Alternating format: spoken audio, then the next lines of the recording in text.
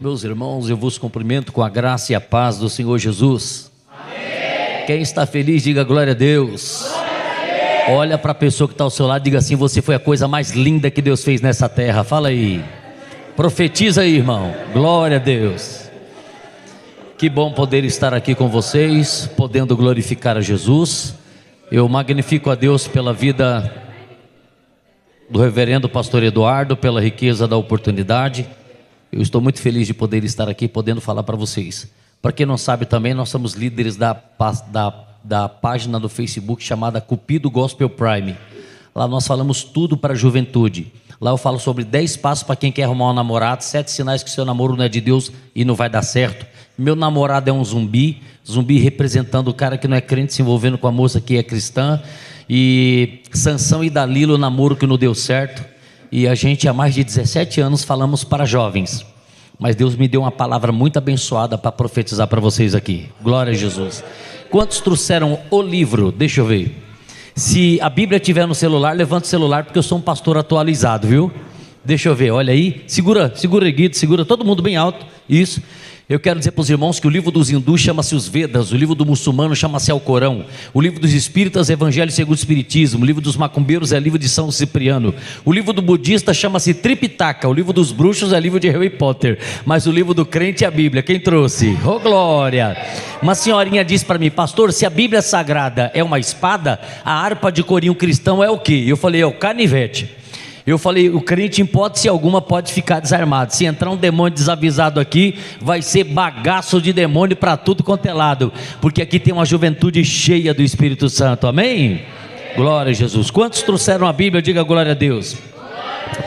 Você que trouxe Bíblia, por gentileza, abram-nas no primeiro livro de Samuel, capítulo de número 17. Se der para colocar na tela aqui, facilita também para todo mundo. Glória a Jesus.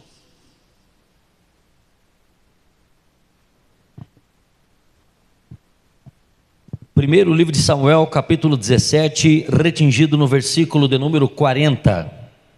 Primeiro Samuel, capítulo 17, versículo de número 40. Glória a Jesus. Ontem estávamos ministrando na igreja Batista Lagoinha, na região do ABC. Foi um culto muito abençoado. Primeiro Samuel, capítulo 17, versículo de número 40. Quem achou, diga amém. Está na tela aí?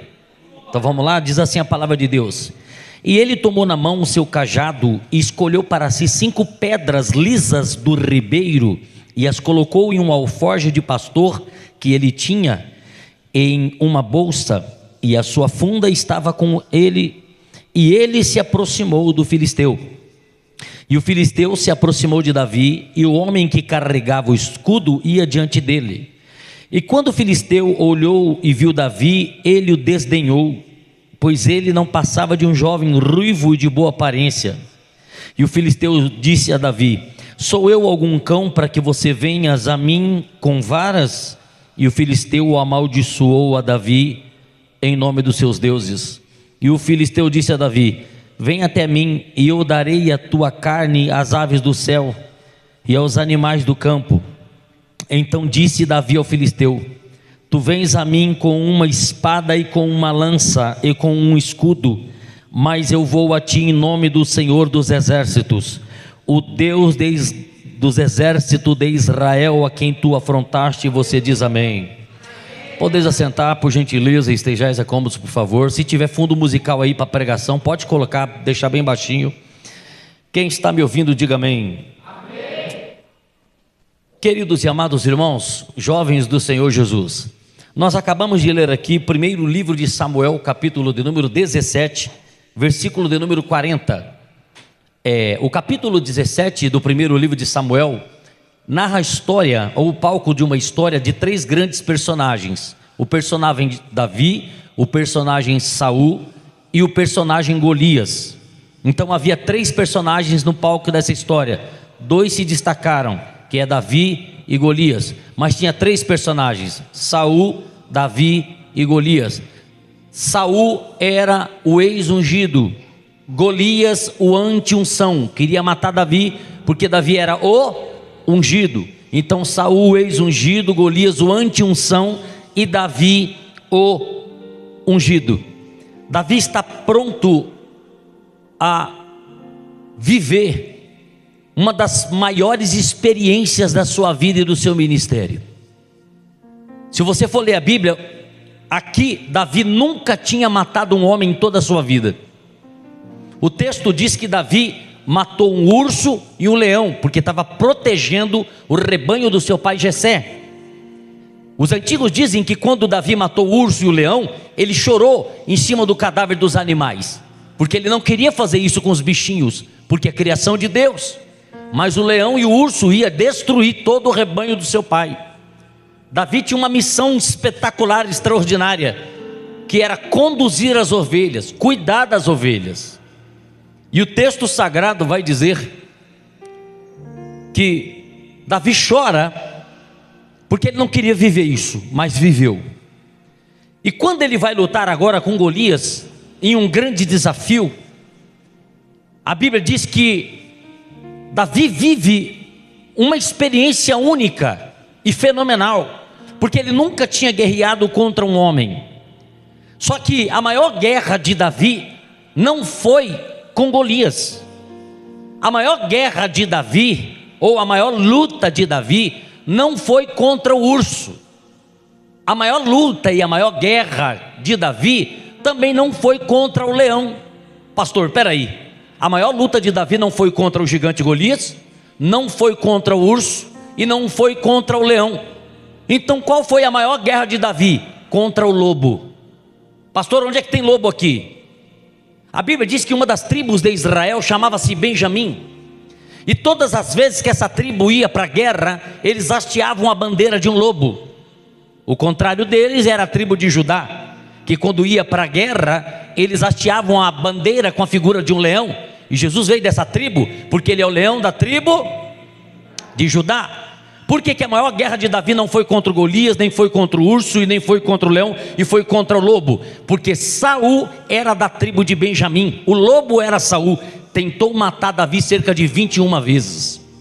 A maior batalha de Davi não foi contra Golias, não foi contra o leão, não foi contra o urso, foi contra o lobo, contra Saul. Saul queria matá-lo porque Saul tinha inveja dele. Saul queria destruí-lo porque enxergou um potencial extraordinário na vida de Davi. Todas as vezes que alguém fala assim, não é sua área, fica na tua, melhor você não fazer nada, fica no seu cantinho, as pessoas querem te apagar para que você não acenda a luz, porque elas sabem do potencial que você tem. O primeiro assassinato e o primeiro psicopata da Bíblia chamou-se Caim. A primeira morte que acontece na Bíblia foi Caim matando Abel. Por causa do quê? De um culto. Caim ficou com inveja do culto que Abel ofereceu a Deus, e Deus recebeu o dele, mas não o de Caim.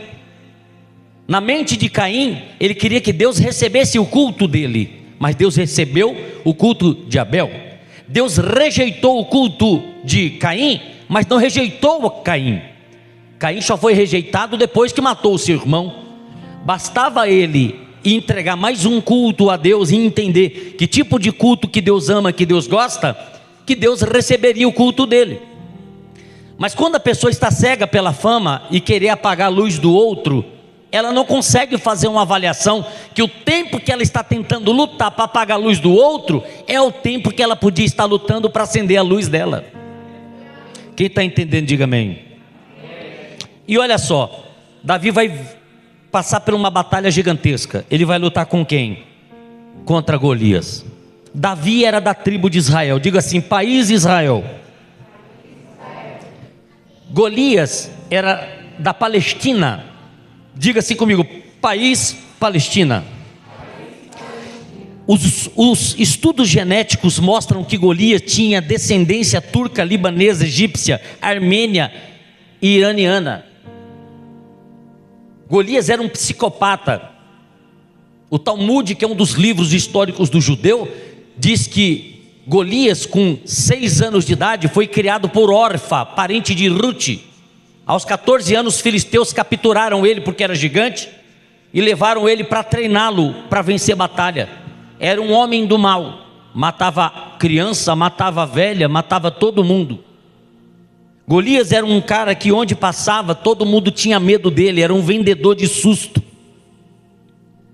Tanto que a Vulgata Latina chama ele de filho bastardo, porque não tinha pai.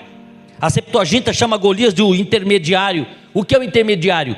Quando uma nação ia lutar contra a nação da Palestina, cuja a liderança era Golias, dois homens antes da guerra se encontravam para decidir se ia ter guerra ou não. Então Golias era o intermediário.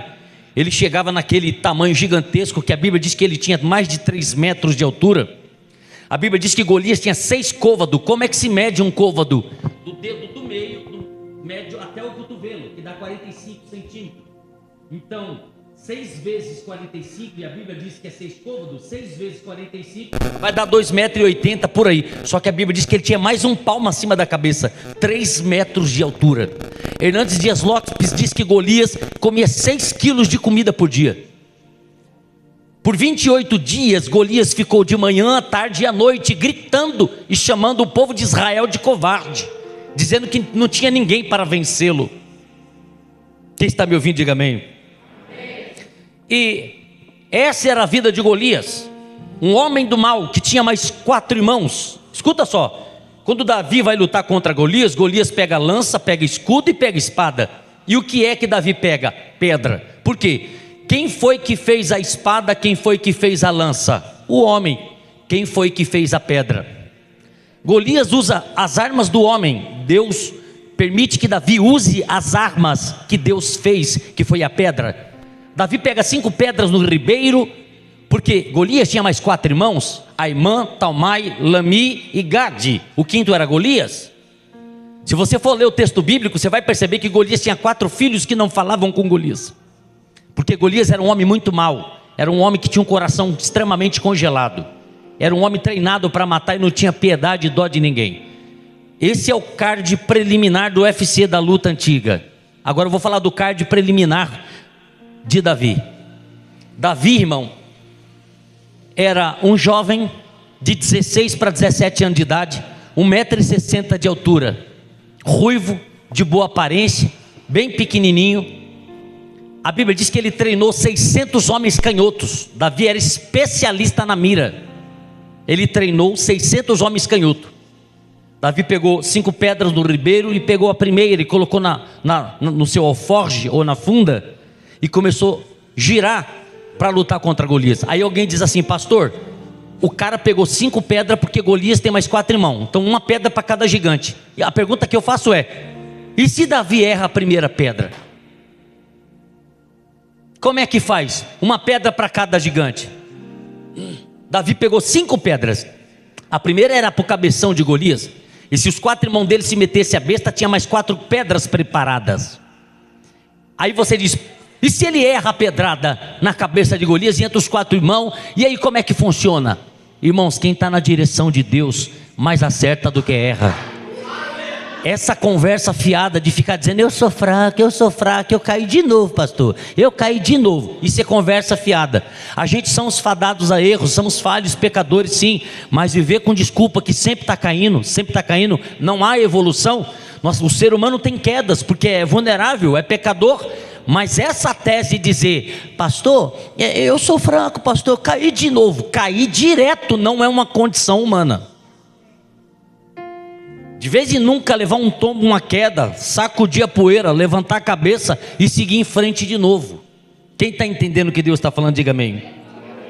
Então, irmão, Davi, ele vai para a guerra contra Golias. Golias era tão prepotente que o texto que eu li com os irmãos aqui, Golias fica falando por 3 versículos: quando eu te pegar você vai ver, eu vou dar sua carcaça para as bestas lá no meio do lixão, eu vou lançar seu corpo morto, retalhado, para os corvos devorarem você. Só dava Golias falando. O texto diz que Golias nem levou o escudo. A Bíblia diz: e o seu escudeiro ia diante dele. Golias só estava com a lança ou com a espada, e o escudeiro dele com o escudo. Ele disse: com esse menino aqui, eu não preciso nem de escudo. Golias extremamente pesado. Os antigos dizem que ele tinha mais de 340 quilos. Ele vai diante do menino. Davi pega uma pedra e diz: em nome do Senhor dos Exércitos, você vai perder. E quando ele gira fundo e lança funda a pedra acerta na testa de Golias. Golias não morre na hora. O texto diz que Golias cai para trás, melhor dizendo, para frente. Aí a pergunta que eu faço é: quem leva uma pedrada na cabeça, cai para trás ou cai para frente? O normal é para trás, porque o impacto faz você dar 2 passos para trás e cair. Mas a Bíblia diz, irmãos, que a pedrada que Golias leva na testa faz ele cair para frente. Davi achou que foi ele que derrubou o gigante, mas não foi não. Porque todos aqueles que se levantam contra o servo de Deus, Deus tem anjo ao dispor para nos guardar. Quando Golias disse assim: nem o teu Deus vai livrar da minha mão. Aí mexer com você é uma coisa, irmão. Agora mexer com Deus que você serve é outra história. Eu creio que Deus disse assim: Miguel, pois não, senhor, desce lá, fica atrás daquele gigante. Davi acha que vai derrubar ele com uma pedrinha pequena. Quando a pedra acertar na testa dele, empurra. A pedra acertou de forma simbólica. Porque, irmão, toda briga que você tem com pai, com mãe, com namorada, com namorado, com sogra, são brigas supérfluas. Só faz casquinha. Porque a nossa guerra não é contra a carne, não é contra o sangue. Nossa guerra real, somente Deus pode guardar a gente. Quem está entendendo, diga amém. Agora, eu aprendi algumas lições aqui entre essa luta de Davi e Golias. A primeira lição foi: o tamanho do seu inimigo vai revelar o tamanho da sua recompensa. O tamanho do seu inimigo vai revelar o tamanho da sua recompensa. Eu não sei o que você está passando, irmão, nem conheço ninguém aqui, mas uma coisa é certa: o tamanho da tua prova vai revelar o tamanho da tua recompensa. Pastor, por que eu só recebo essas bênçãos meia boca? Porque você passa por umas lutinhas meia boca. Quando você pegar umas batalhas terríveis, ferrenhas, as maiores vitórias vão vir a partir disso. Irmão, as lutas não são para nos matar, mas para nos fortalecer. Eu estava dirigindo um carro bem velho e não tinha carta. Eu ia para cima e para baixo pegar. Eu falei: Deus, eu sei que eu estou em falha contigo, porque eu estou dirigindo e não tenho carta. E a polícia não para porque eu estou de terno e gravata, né? E estou indo fazer tua obra aí, mas uma hora ou outra vai dar ruim. E deu ruim. Eu fiquei tão humilhado que eu voltei de um congresso, preguei para 400 jovens na Assembleia de Deus do Belém, num evento chamado Creio. E eu voltei tão cheio do Espírito Santo, minha esposa tão cheia do Espírito Santo, dentro do carro cantando com hino. No último volume teve uma blitz, a polícia parou e viu alguma irregularidade lá, prendeu o carro. Antes da meia-noite, eu com a caixa cheia de Bíblia na mão, tirei a frente do rádio, falei: meu rádio não vão levar. E aí minha esposa lá, eu prometi para ela: nunca mais na minha vida eu vou permitir que você passe por isso. Aí na outra semana eu falei: vou tirar minha carta. Em menos de 3 meses eu já estava com a carta para dirigir. Depois Deus preparou um carrão EcoSport de 40 mil reais para me dirigir. Aí minha esposa falou: tá vendo, amor, se você anda com aquele carrinho meia boca lá, nunca você ia tirar a tua carta e nunca você ia ter um carrão desse aí. É por causa dessa perda, dessa luta, dessa humilhação, que agora você subiu o nível. Todas as vezes que você pedir algo para Deus, Deus vai tirar algo de você. Adão queria uma esposa. Ó Senhor, Deus viu que Adão se sentia só. Adão queria uma companheira. E Deus: antes de eu te dar uma coisa, eu vou tirar outra de você. Adão adormece. E Deus vai lá e tira uma costela dele e faz a mulher. E Adão está dormindo. Quem foi que acordou Adão? A mulher: bora levantar. Já é meio-dia. A irmã Eva. Adão acorda: carne da minha carne, osso do meu osso, a minha mulher varoa. Quem pode dar glória a Jesus?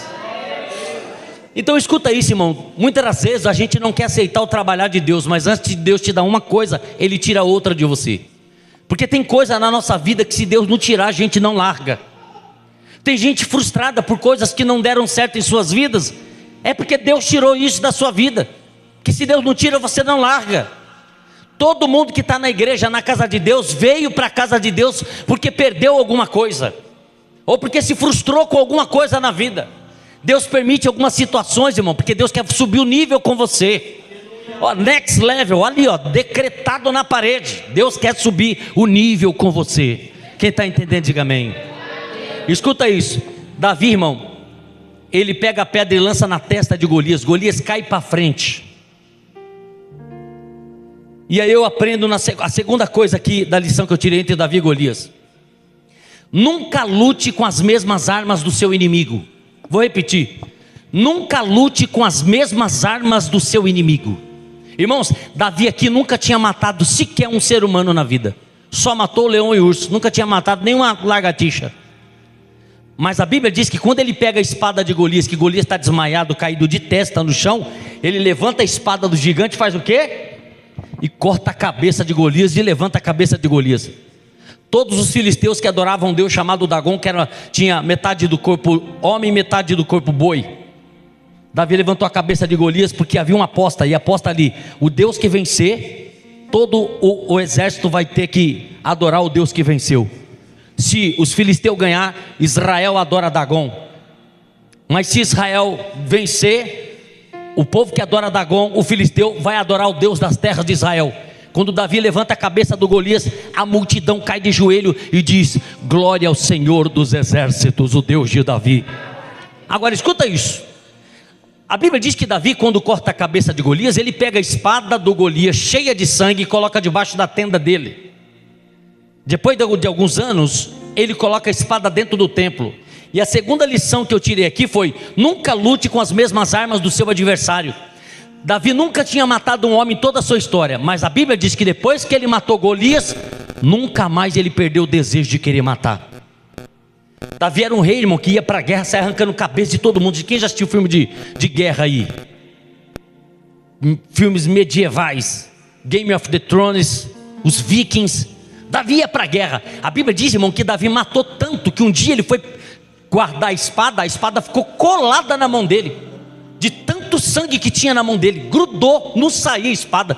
Ele teve que jogar água e vinho na mão para desconectar o sangue gelatinoso que estava na mão dele. E um dia ele fala assim: eu vou construir um trono, um templo para Deus. Deus falou: sua mão está suja de sangue, você não pode construir um templo, mas o seu filho vai, porque eu vou te dar um filho e seu filho construirá. A segunda lição é: nunca lute com as armas do seu inimigo. Por quê? Porque senão um dia você pode se transformar no monstro que um dia você derrotou. Davi usou a mesma arma de Golias e matou Golias. A partir dali nunca mais perdeu o desejo de matar. E ele se tornou o monstro que um dia ele derrotou. Eu não sei o que você está passando, se tem alguém falando mal de você, alguém querendo ver sua queda. Não use a mesma arma que o seu adversário.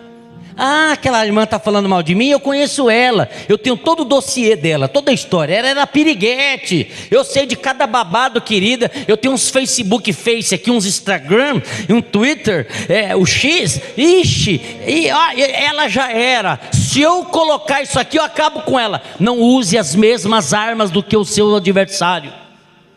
A nossa guerra não é contra a carne nem contra o sangue, é contra principados e potestades. Não usa a mesma arma que o teu inimigo está usando contra você, porque o teu inimigo será punido por Deus e você será honrado. Olha para o irmão que está ao seu lado e fala assim: não use a mesma arma que os teus adversários. Irmão, você já viu dois crentes brigando? É um horror, dois crentes discutindo. Endemoniada é você. Aí a mais religiosa: Deus é na minha vida. A outra, se for baiana, fala: aonde? É na minha, querida. Alguém acha que Deus é fantoche. Não, eu estou na vida dessa. Opa, é na vida da outra que ganhou a alma ontem. Opa, Deus não está na vida de nenhum dos dois.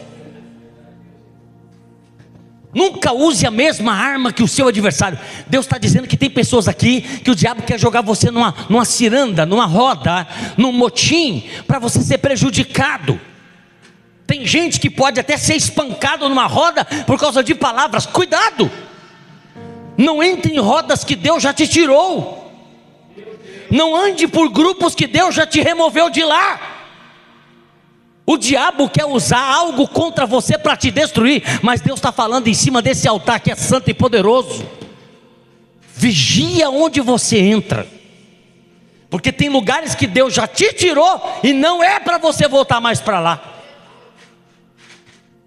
Nunca lute com as armas do seu inimigo, porque o inimigo, irmão, ele luta para matar, e a nossa luta é luta para trazer vida. Quem está entendendo, diga amém. A nossa guerra não é contra a carne nem contra o sangue. A nossa guerra é espiritual, é poderosa em Deus. Ninguém aqui vai vencer na luta, no UFC, na pesada, na girada do pé. Não, você vai vencer na prudência e na vigilância.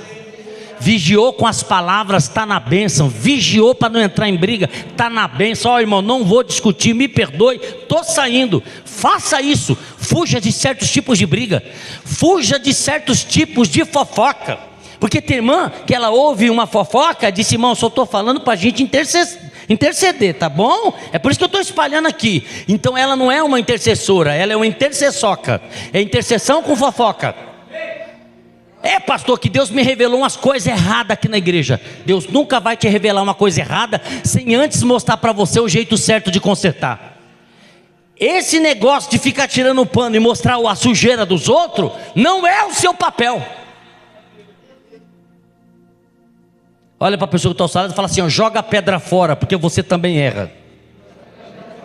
Fala assim para ela: joga a pedra fora, porque você também erra.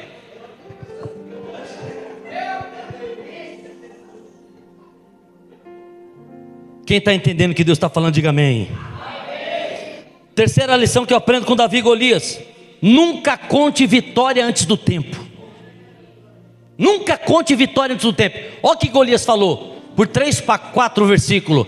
Eu, quando te pegar, você vai ver. É igual aquela mãe que fala que vai bater no filho, né? Ai, quando eu te pegar, ai, eu te mato, menino. Eu vou esfregar sua cara no chão. Eu vou passar pela sala. Eu vou passar pela cozinha. Eu vou passar pela igreja. Eu vou ralar sua cara no chão. Você vai ver. Aí você nunca pega, nunca faz. Aí o menino fica sem vergonha. Golias disse: eu vou te pegar, você vai ver quando eu te pegar. Ó, Golias, vendedor de susto, colocando pressão em Davi, para Davi ficar com medo, sabe? Como diz a gíria do Rio de Janeiro, Golias estava metendo louco, irmão, querendo botar medo e susto em Davi. Mas Davi era preparado, já tinha lutado contra Saul, contra o leão, contra o urso, ele estava preparado. Golias só ameaçando: eu vou pegar tua carne, vou dar para os abutres, para os urubus, devorar o resto que vai sobrar. Você vai ver. Davi não falava nada, só declarou no final: você vem a mim com lance e com escudo, mas eu vou a ti em nome do Senhor dos Exércitos. Porque todas as batalhas que você lutar sem Deus, você perde. Mas se você lutar com Deus, você ganha. Quem pode levantar a mão e dar glória a Jesus?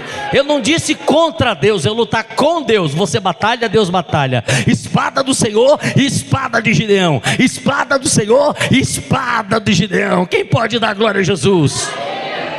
Tem jovem aqui que sabe falar inglês. Tem jovem aqui que tem dom musical. Tem jovem aqui que até dança. Teve um que dançou, cadê o abençoado? Isso, parabéns, irmão, dança demais. Ele fez os negócios lá, eu fiz assim, já deu uma dor aqui. Quase que eu fui parar no SUS. Eu falei: esse menino é um homem elástico de Jesus. Meu Deus do céu, sabe? Cada um tem seu dom. Mas se você já sabe ler e escrever, já tem seu dom, é expert, nem que for no PlayStation, é bom numa área. Agora falta uma coisa para você: poder.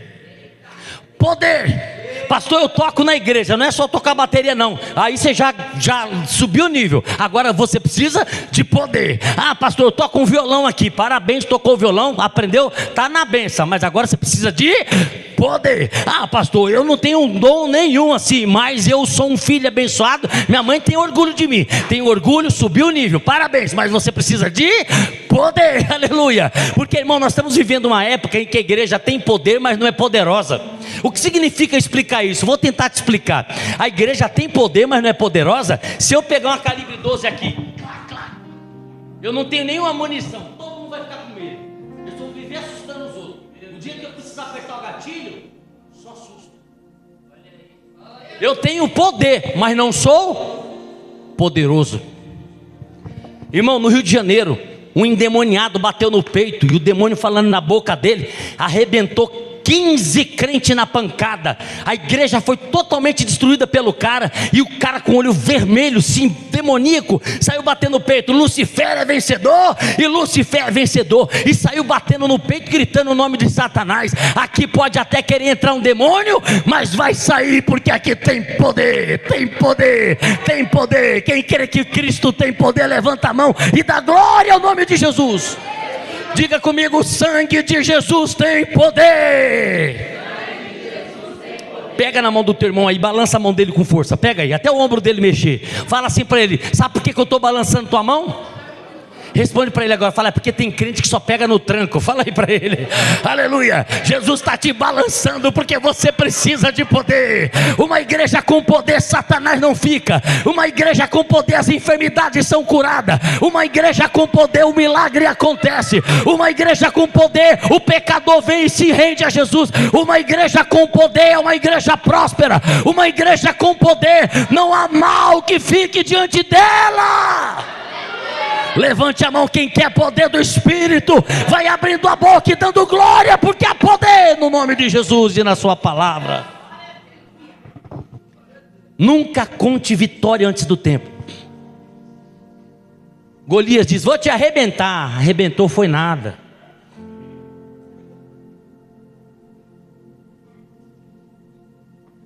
Uma vez eu estava numa luta e a Simone querendo ir para a praia. Eu falei: que adianta ir para a praia e não ter nada? Falei: mas o sol é de graça. Vamos lá. Vai eu e a Simone todo chique, óculos Paraguation. E a Simone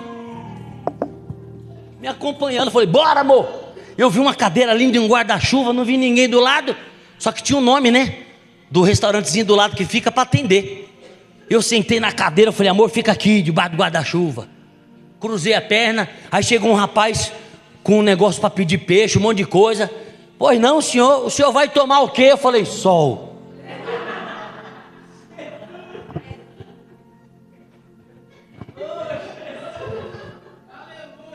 Crente que teme a Deus, irmão, ele não fica murmurando, ele toma sol, mas dá glória a Jesus. Pastor, eu não tenho nada. Então toma vergonha na cara e vai dando glória a Jesus. Porque você tem uma coisa extraordinária, que é salvação. A porta está aberta e você está aqui e você está ouvindo a palavra.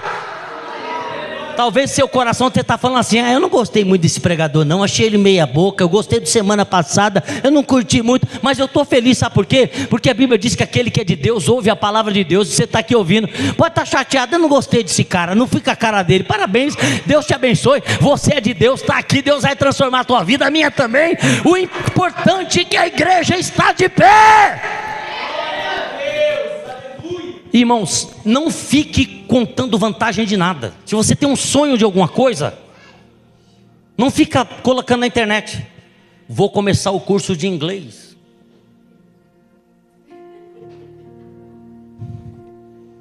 Você não começa, porque o diabo vai colocar um monte de empecilho, gente invejosa, vai torcer, vai fazer a 5 dedos, sabe, figuinha, torcer o dedo para não dar certo. Você já percebeu tudo aquilo que você ficou falando que vai fazer não deu certo? E se deu certo, não deu do jeito que você queria. O que os outros não sabem, os outros não podem estragar. Uma vez eu precisava de um emprego. Eu falei: irmão, Deus vai abrir as portas para a minha igreja. Ele falou: eu creio. Eu falei: amém. Era uma quinta-feira de manhã. Uma empresa lá no Brás me ligou para trabalhar lá. Isso há uns 19 anos atrás. Eu falei: alô. Eu falei assim: aqui é da empresa Script Artefatos, a maior empresa de envelopes, de gráfico e tal. Queremos contratar o senhor começar na segunda. Eu falei: fechou, tá certo, aleluia, todo feliz. Falei: hoje à noite é quinta, vou desabafar. Como eu vou xingar Satanás hoje? O pastor disse: você prega. Eu falei: é de Deus, ó, certinho. Peguei o microfone e falei: irmão, o diabo já perdeu. Eu estava desempregado, me ligaram de uma empresa boa, famosa lá do Brás. Eu vou começar a trabalhar na segunda. Quem pode dar glória a Jesus? A igreja: glória a Jesus. Eu falei: crianças, gritem: Satanás já perdeu. As crianças: Satanás já perdeu. Adolescentes, gritem: Satanás já perdeu. Os adolescentes: Satanás já perdeu. As irmãs: já perdeu. Lá atrás: já perdeu. Eu falei: aleluia. Quando foi no domingo, me ligaram. Falou assim: rapaz, você sabia que no meio das entrevistas, a sobrinha de um dos sócios da empresa não foi tão bom quanto você, mas é sobrinha. Infelizmente a porta não abriu para você. Eu falei: meu Deus, à noite no culto eu vou falar o quê? Falei: não vou para o culto não. Vou não. Sabe para onde eu fui? Fiquei domingo em casa. Fiquei segunda em casa. Pastor ligando, eu nem atendia, morrendo de vergonha. Pastor, o pastor Duro já começou a trabalhar, nem responde celular, está cansado o bichinho. Terça-feira fiquei em casa. Quarta-feira tinha feira. Eu falei, eu vou para a feira comer um pastel especial, porque eu sou especial também. Eu sentei lá, pedi um pastel, aí uma criança ficou olhando para mim. Eu falei, eu não vou te dar nada não. Bravo, porque a porta não abriu. Eu comendo pastel e a criança olhando para mim. Aí eu olhando, falei, não vou dar. Aleluia, e comendo pastel. Quando eu olhei para a criança era filho de uma irmã que estava no culto. Olhou para mim e falou, Satanás já perdeu.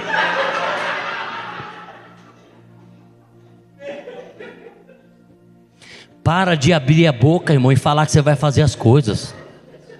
Aquilo que o céu determinou será feito. Dobra o seu joelho de madrugada, fala com o teu pai em secreto, e em secreto teu pai te ouvirá. Deixa as coisas realizarem, acontecer. Um rapaz gostava de uma moça, falou, estou gostando da fulana. Sério, qual? Ah, sim, amém, vou te ajudar em oração. O amigo dele nem interessou na moça, mas como ele gostou, o amigo dele até que ela é uma gracinha, e começou a gostar também. Aí ficavam os dois disputando a menina.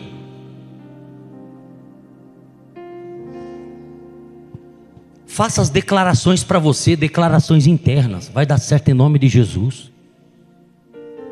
Uma vez um cara passava direto assim, ó, com a pastinha na mão, para lá e para cá, em frente a uma cabeleireira. Ela falou, aquele rapaz bonito, topetudo, sempre passa aqui, né? Ele nunca, sabe, eu dou um bom dia, ele faz assim com a mão, sempre passa rápido. Depois de alguns anos, 5, 6 anos, o cara passa com um carrão lindo, com um avental branco, parecendo médico. Ela foi na frente do carro, para aí! Você passa a vida inteira aqui em frente, mais de 5, 6 anos, e agora você está com o uniforme branco?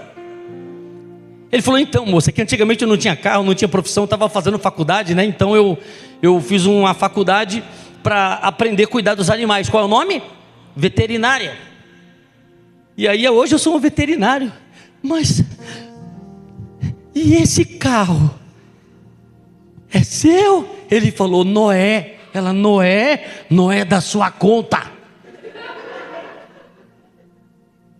Para de ficar espalhando, irmão. Espalhe a palavra de Deus, espalhe o nome de Jesus. A sua vida pessoal, seus sonhos, seus projetos, Deus vai te honrar. A Bíblia diz que Daniel estava orando, irmão, 21 dias. E a Bíblia diz que o príncipe da Pérsia, Satanás, ficou impedindo a oração de Daniel desde o primeiro dia. Do primeiro dia que ele começou a clamar e falar com Deus sobre a bênção, o diabo começou a intervir, atrapalhar para a bênção não chegar. Era para receber a vitória no primeiro dia, teve que esperar mais 20 dias. Tem gente, irmão, que já era para estar nadando na bênção, cheio de vitória, mas fala demais. Cuidado com a palavra que sai da tua boca, irmão, que no reino espiritual se torna lei. Não fica com exposição, fala a palavra positiva. Um inglês chamado Nicholas Sisman, sem querer, acidentalmente, ele caiu dentro de um vagão frigorífico. Tentaram achar ele e não acharam ele. Ele ficou 2 horas gritando e ninguém ouvia ele lá dentro. Ele dava murro por dentro do vagão, me tira daqui. Por 2 horas gritando, ninguém ouvia ele, ele já estava desistindo. Aí ele pegou uma caneta, escreveu um canetão e escreveu assim na porta do frigorífico, que é aquele negócio de congelar a carne. Ele escreveu, eu estou com falta de ar, me tirem daqui. Do outro lado ele escreveu, minhas pernas estão tremendo. No outro lado escreveu, estou com ansiedade, eu não estou legal, eu estou com muito frio. E começou a escrever um monte de coisa ruim. Todo mundo tentando achar Nicholas Sisman e não achou. No dia seguinte disseram, já procuramos tudo, vamos olhar lá no vagão frigorífico. Mas quem que vai entrar num lugar desse? Mas pelo menos a nossa consciência fica tranquila, a gente prova que procurou em todo lugar. No dia seguinte pela manhã, quando abriram a porta, sabe quem estava caído morto no chão? Nicholas Sisman. O CSI da época chegou para ver se foi um assassinato e descobriram que a morte dele foi de hipotermia. E sabe onde é que está o desespero? Quando foram conferir sobre a câmara da câmara onde ele estava dentro, a câmera estava queimada e estava apenas 14 graus. Como que o cara morreu de hipotermia congelado se a câmara estava quebrada? No desespero da declaração dele, o cérebro mandou a informação. Irmão, eu sou psicanalista. O nome disso é neuroplasticidade. Quando você faz declarações negativas, o seu cérebro manda uma resposta para o seu corpo. Quando ele falou, eu estou com frio, eu vou morrer, Eu não estou legal, pastor, mas a Bíblia fala disso, Provérbios 27:3. Se quiser colocar e põe. Aquilo que você declara em seu coração, assim será. Cuidado com as palavras que saem da tua boca, porque no reino espiritual isso vai se tornar lei. Tem gente aqui que é refém das próprias palavras, só fala coisa negativa. Não vai dar certo, eu sei que não vai rolar, não vai dar certo, o mês passado não deu certo, não vai dar certo. Tem gente que fala assim: olha, a luz acesa de dia não tem necessidade. Quem quer apostar comigo que não vai dar para pagar esse mês? Quem quer apostar? Quem quer apostar que não vai dar para pagar esse mês? Oh, ele gosta de apostar, o espírito do tigrinho pegou ele. Quem quer apostar? Tem gente que fala assim: quem quer apostar que não vai dar certo? Por que não usa essa fé de apostar? E muda essa história, dizendo: quem quer apostar comigo que o Deus que eu sirvo vai me surpreender? O Deus que não dorme, o Deus que criou os céus e a terra, que é dono do ouro e da prata, que tem um exército de anjos ao favor daqueles que buscam a Deus. Vai dar certo, Deus vai honrar minha fé.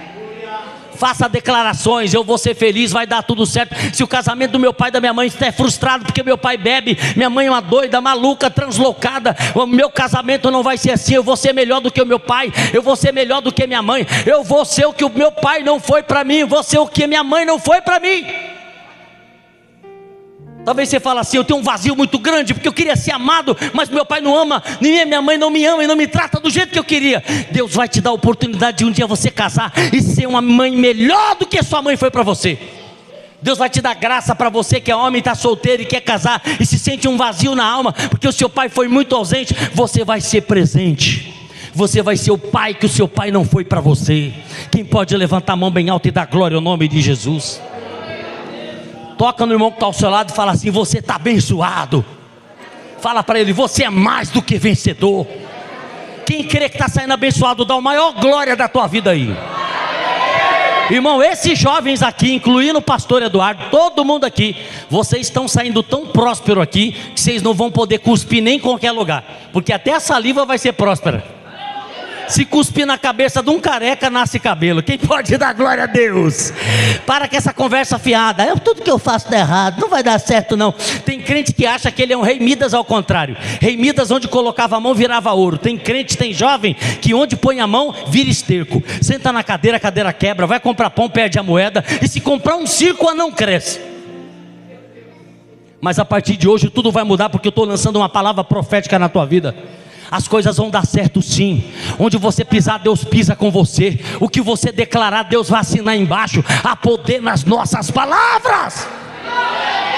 Mateus capítulo 12, versículo 36 e 37. Se quiser colocar aí na tela, coloca: portanto eu vos digo que toda palavra frívola ou ociosa que os homens proferirem, hão de dar conta no dia do juízo. Porque pelas tuas palavras tu serás condenado, e pelas tuas palavras tu serás justificado.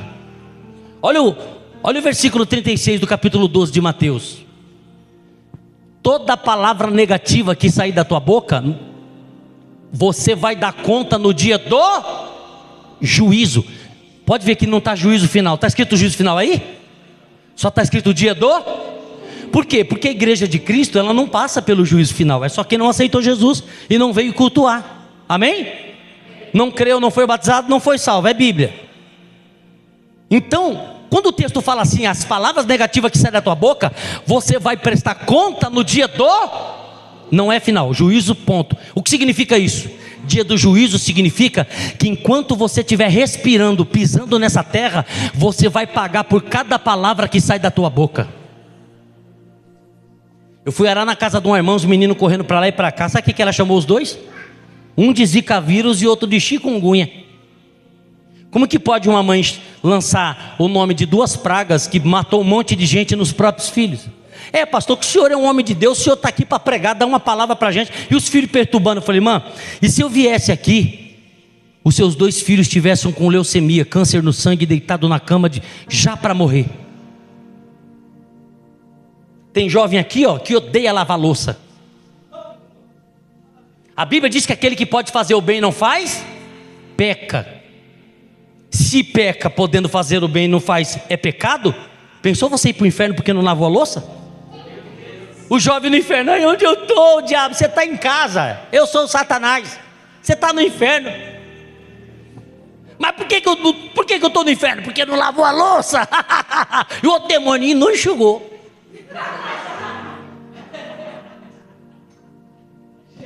Eu sou uma escrava nessa casa, só eu que a minha mãe manda lavar a louça. Você deveria ser grato. Se tem louça é porque tem comida para sujar. Olha o tanto de roupa que tem aqui. Minha mãe saiu por aí com o meu pai e sobrou para mim mexer na máquina aqui e depois estender. Se tem roupa é porque tem prosperidade na tua casa e tem roupa para você vestir. Irmão, eu não sei como que Deus não mata a gente. Eu fui para a praia sem dinheiro. O que você vai tomar? Sol. Está na hora de você agradecer a Deus até pelo que não tem. Porque Deus não abençoa gente ingrata, irmão. Gente que não sabe declarar palavras boas. Se você está andando com alguém, essa pessoa só é pessimista, para de andar com essa pessoa. Porque ela vai te levar para o abismo. Eu já passei tanta luta, irmão, que eu já fiquei comendo ovo quase 2 meses. Mas só ovo e arroz, só ovo, não entrava bife naquela casa. Eu comia tanto ovo com os meninos de manhã ia para a escola. Cocorocó. Aí um dia Deus me levou para pregar numa tribo de índio. Fui pregar para 300 índios na tribo Terena, em Newark. Quando eu cheguei lá, o pastor já avisou. O índio que se converteu ao cristianismo, o nome dele é Plácido. E ele é pastor pela igreja presbiteriana, ligado à nossa igreja aqui de São Paulo, que estamos indo para lá. Então o senhor vai pregar lá. Só que não tem oferta não, o índio não dá oferta. Índio dá carne, aquelas comidas que eles fazem lá no meio do matagal do Barrão Vermelho. Eu falei, tudo bem. E na época a Simone tinha descoberto um caroço no seio, uma preocupação terrível de poder ser um nódulo cancerígeno. E eu já fui destruído para lá. Aí eu falei, eu estou indo para um lugar, não vão me dar uma oferta, um dinheiro para mim pagar um plano bom de saúde para minha esposa. Estou fazendo a obra de Deus pela fé. O meu armário não está cheio, tem pouca comida, só ovo e já está acabando o ovo. Eu lembro que eu estava pregando, eu falei assim, no meio dos índios aqui ninguém quer vir pregar, sabe por quê? Porque aqui não tem holofote, aqui não tem câmera para tirar foto. Quando eu falei aqui não tem câmera para tirar foto, tiraram uma foto. Eu falei, pronto. Quando eu olhei, era um cara, irmão, do jornal Folha de São Paulo, que estava fazendo uma matéria lá. E o cara chorou a pregação inteira quando eu pregava para os índios. Ele falou, que lugar que você está? Eu falei, eu estou na tribo Terena. Ele falou, amanhã eu vou lá cedo falar com você. Eu falei, vai cedo mesmo, que até às 11 a gente já vazou. A gente vai voltar para São Paulo. Ele falou, conta sua história de vida. Eu comecei a contar o que Deus fez na minha vida. Aí comecei falando para ele, para você que não me conhece, eu fui ex-catador de lixo, mendigo miserável, viciado no crack 4 anos. Dentro da favela do Jardim Colonial em São Mateus, colocaram uma calibre 12 na minha cabeça, foram apertar o gatilho, a bala não saiu. Eu falei, sou bom, sou malandro, porque agora nem bala de fogo me acerta mais. Quando eu usei a droga de madrugada, quando foi 5h15 da madrugada, eu pulei o muro de casa do porquê do portão está fechado. Quando eu pulei o muro que me levantei, eu ouvi minha mãe chorando na cozinha. Eu disse, pronto, meu pai bateu na minha mãe por causa de mim que estou nas drogas. Aí eu lembrei que meu pai era crente de verdade, não bate na esposa, aleluia. Eu andei pelo corredor de casa e empurrei a vitrine, minha mãe na cozinha, na cadeira, dizendo, Deus, eu estou a madrugada inteira cantando hinos da harpa e orando, livra o meu filho do ilho de arma de fogo, se o Senhor salvar ele, eu te dou ele para a tua obra missionária. Já andei mais de 17 vezes de avião, sentei do lado de um monte de gente famosa. Quando conheci a Simone, eu nunca andei de avião, andou pela primeira vez e sentou do lado da Alcione.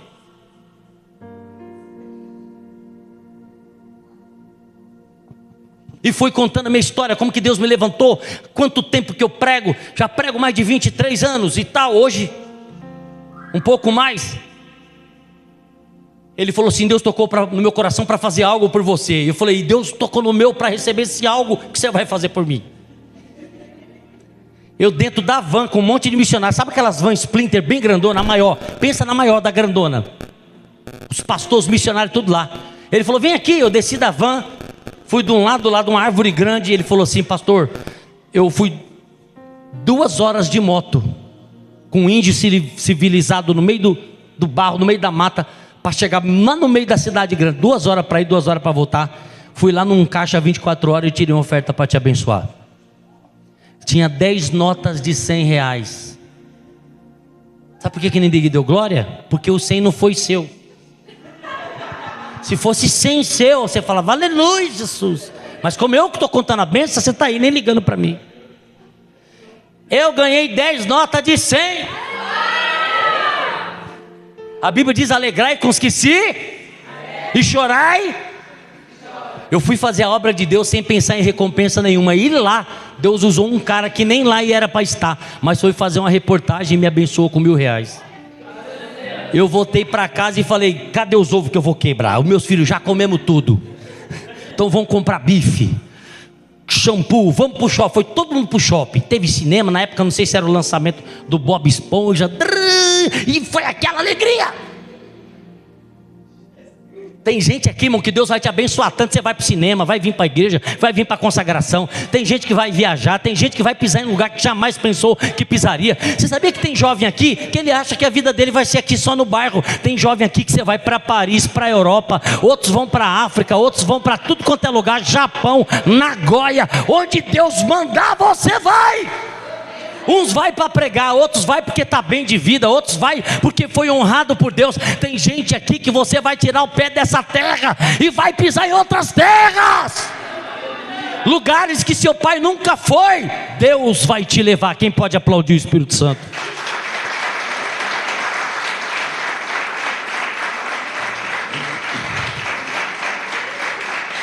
Nunca conte vitória antes do tempo. Qual o seu sonho? Pensa aí, mentaliza. É isso que você quer para a sua vida? Deus vai ser glorificado nisso que você quer? Qualquer coisa que você queira que é contra a palavra de Deus, Deus não vai dar. E o fato, mas eu consegui, e aí? O fato de dar certo não significa que está certo. Pastor, Deus está usando o senhor para dar cada cajadada na gente. Tem uma vizinha minha lá, uma moça lá, pensa na piriguete, fica ouvindo funk, mó queimada, essa aí Deus não dá cintada nela, né? Por que Deus não bate nela e bate na gente na igreja? Porque Deus não bate no filho dos outros. Você é filho dele, é por isso que ele bate em você e corrige você, porque você vai pisar em lugares que ela não vai pisar. Quem entende isso, levanta a mão bem alta e dá glória a Jesus. Nunca conte vitória antes do tempo. Faça declarações positivas. Olha para o espelho, para de ficar colocando defeito. Olha para o espelho e fala assim, eu sou linda, maravilhosa. Olha para o espelho e fala, eu sou um cara abençoado. Onde eu pisar, Deus vai me honrar. Quem pode dar glória a Jesus? Tem jovem aqui que nem imagina, mas você vai casar, Deus vai colocar uma aliança no teu dedo. Você vai ter um ministério brilhante na presença de Deus e o nome do Senhor vai ser glorificado. Cadê o jovem que estava dançando aqui, que Deus me deu um mistério para entregar para ele? Cadê ele? Fica de pé, varão. Faz assim com as duas mãos. Deus falava assim para mim, diga para o meu filho, que de onde eu tirei ele, eu levantei um muro, e ele não volta mais para lá. Para tu saber que é Deus falando, Deus te tirou de um quarto escuro, de uma chateação grande, de uma depressão, de uma tristeza. E Deus tem algo extraordinário na sua vida. Tu és um missionário que Deus levantou, viu? Deus vai te levar para lugares para pregar a palavra dele. Esse mistério que você está fazendo aqui, isso aqui é só Deus preparando sua armadura. Lá na frente você não vai mais dançar, não vai mais bailar, mas vai pregar com muita autoridade. Pessoas serão alcançadas, gente que por mais que está no Brasil, nunca ouviu falar de um Deus verdadeiro, e eles vão ver Deus na sua vida, por algo grande e extraordinário que Deus tem para você. Deus não tem mais um regresso para você, para voltar para onde estava, é daqui para frente, diz o Senhor dos Exércitos. Deus vai te honrar. Deus falou assim para mim, diga para o meu filho que eu estou dando paciência para ele lidar com a pessoa dentro da casa dele. Na hora certa Deus vai te honrar. Eu vejo Deus tirando você dentro da tua casa, Deus dando um lugar para você, está me entendendo? O lugar que você está, você não vai ficar. Deus tem um mistério tão grande para você, que Deus vai te alocar para outro lugar, e o nome do Senhor vai ser glorificado. Quem crê na bênção deste jovem, levanta a mão bem alto e dá a maior glória da tua vida. Cadê o pastor Eduardo? Pastor, o senhor é um homem que planta muito, e muitas vezes você planta na vida de alguém que não tem condição de retribuir o que você fez por ele. Mas Deus manda te dizer, muitas vezes você vai plantar na vida de um, mas vai colher na vida de outro. Deus vai trazer gente importante do meio da política e vai abençoar a sua vida. Quem te vê hoje aqui fala assim, olha o que Deus fez na vida dele. Vocês nem vão ficar muito tempo aqui. Deus tem algo muito maior do que isso aqui. Deus me mostrava você, varão, dentro de um lugar que parecia uma escola, e crianças corriam para lá e para cá. Eu falava: o que significa isso? Deus falou para mim: diga para ele que eu vou colocar uma creche na mão dele. Eu via você liderando como um diretor de uma escola muito grande, e eu via crianças correndo para lá e para cá, e era um trabalho social extraordinário, algo grande que Deus tem a fazer na sua vida. Quem crê na bênção do pastor, levanta a mão bem alta e dá glória ao nome de Jesus. Fique de pé. Pega na mão do irmão que está ao seu lado.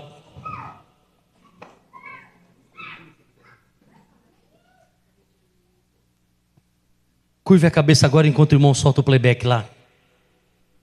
Não era para mim estar aqui, né, pastor? Essa agenda foi em cima da hora. Segunda-feira é o dia que eu tiro para descansar com a minha esposa, que a gente sai para pregar direto para cima e para baixo. Mas quando foi feito o convite, o Espírito Santo ardeu meu coração para estar aqui, porque Deus tinha que falar desse jeito com vocês. Porque Ele ama muito vocês e vocês vão chegar muito longe. Quem guardar a palavra de Deus, fica firme, não olhar para trás, não desistir. Muitas coisas tremendas vão acontecer. Quando Deus tirou eu das drogas, há muitos anos atrás, eu tenho 45 anos de idade. Deus fez isso quando eu tinha de 16 para 17. Deus fez isso comigo e com um amigo meu, chamado Charles. E eu começava a pregar nas igrejas, contar o testemunho, e ele cantava igual o Matos Nascimento. Um negão bonitão, assim, que chegava assim, sabe, todo mundo ficava: olha que negão bonito, diferente, hein? Negão lindão mesmo, chamava maior atenção, o externo bonito que ele gostava de usar. E aí ele não ficou muito tempo na igreja. 2 anos e meio, 3 anos, e as agendas chegando, e eu indo para cima e para baixo, e ele também. E aí ele foi para o mundo, se viciou nas drogas. E um dia eu estava voltando de uma vigília, eu vi um monte de mulher gritando e chorando. Era 5 e pouco da manhã, eu peguei um ônibus, desci na Mateu Bay, perto, atrás da igreja do relógio. Eu vi um monte de senhora, eu falei: mas aquela ali é a irmã Esmelinda. Eu conheço ela, é amiga da minha mãe, do ciclo de oração. Quando eu cheguei perto, o Charles estava caído no chão com 2 tiros, um no centro da cabeça e um na testa. E a mãe dele gritava. Olha quanto tempo faz isso. Eu tenho 45, na época eu tinha de 16 para 17. Eu permaneci firme. Olha as promessas tremendas de Deus que eu vivi. Ele não podia estar aqui também, já com 45 ou 49, 48, que ele é um pouco mais velho que eu, podia estar firme. Então tem gente, irmão, que está morrendo e não está vivendo as promessas de Deus. E o pior, estão indo para o inferno. O inferno é real. Multiplica a pior dor que você já sentiu na tua vida, por 1 milhão de vezes, e ainda não vai dar dor do inferno. Imagine 10 mil anos. 10 mil anos é um sofrimento. Tem gente que ficou preso numa cadeia terrível, 1 semana quase morreu lá. Imagine 10 mil anos, 20 mil anos, 1 milhão de anos, 2 bilhões de anos, 30 trilhões de anos, e não acaba. Eternidade, sofrimento eterno sem Jesus. É por isso que a igreja, irmão, passa tanta luta, tanto sofrimento. E as lutas que você passa é diferente do coleguinha de vocês na escola. Você pode ver, parece que a vida deles está mais fácil que a de vocês. Por quê? Porque eles não têm a promessa que vocês têm. Eles não estão buscando a Deus, não estão indo para a igreja. O diabo tem uma fúria de quem busca a presença de Deus. Eu finalizo aqui para dizer algo profundo. Pastor, presta atenção. Olha que profundo eu vou falar para vocês. Jesus só usou plural uma vez quando foi falar de porta. E as portas do inferno não prevaleceram contra a minha igreja. Mas quando ele falava de porta, que era ele falava singular: eu sou a porta. E as portas, plural, as portas do inferno. Por que ele disse as portas? Porque para ir para o inferno tem vários acessos, mas para entrar no céu é um só, por Jesus. Eu sou a porta. Aquele que vem entrará, sairá e achará pastagem. Muita gente que você conhece vai ser salva, sabe por quê? Porque você vai ser referência para eles. Vai ver que você não bebe, não fuma, não fala palavrão. Você é uma pessoa diferenciada. E através do teu testemunho cristão, os seus amigos vão vir para a casa de Deus também. Quem dá glória a Jesus? Curve a cabeça agora, em nome de Jesus. Curve a cabeça, pode soltar o playback, irmão.